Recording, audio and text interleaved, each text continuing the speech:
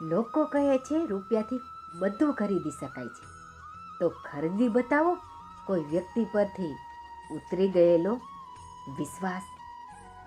સાચી વાત ને? આર્થિક સ્થિતિ ગમે તેટલી પણ સારી હોય મિત્રો, જીવનનો સાચો આનંદ લેવા માટે માનસિક સ્થિતિ સારી હોવી જોઈએ.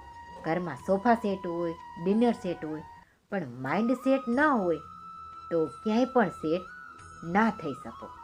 આ સમજજો. કોના પર કેટલો ભરોસો કરો એની સમજ તો વિશ્વાસઘાત થાય ને પછી જ આવે છે. સમજ.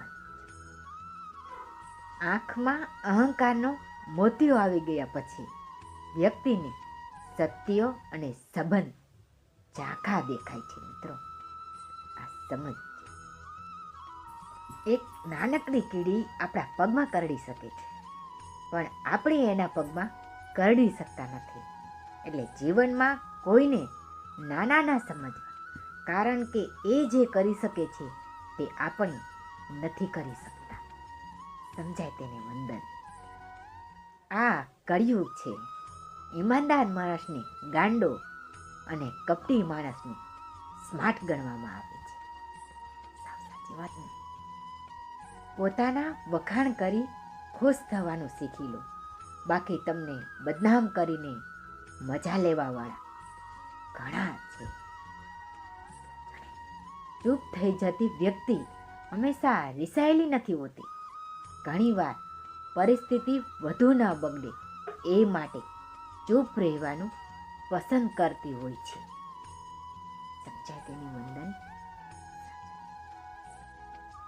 જીવનની લડાઈ એકલા હાથે લડવી પડે છે, કારણ કે લોકો માત્ર આશ્વાસન જ આપે છે, સાથ આપતા નથી મિત્રો.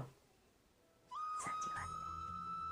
તમારી પાસે સત્ય અને સાચી નીતિ હશે ને તો ભગવાન પોતે તમારો રથ ચલાવશે. આ સમજજો.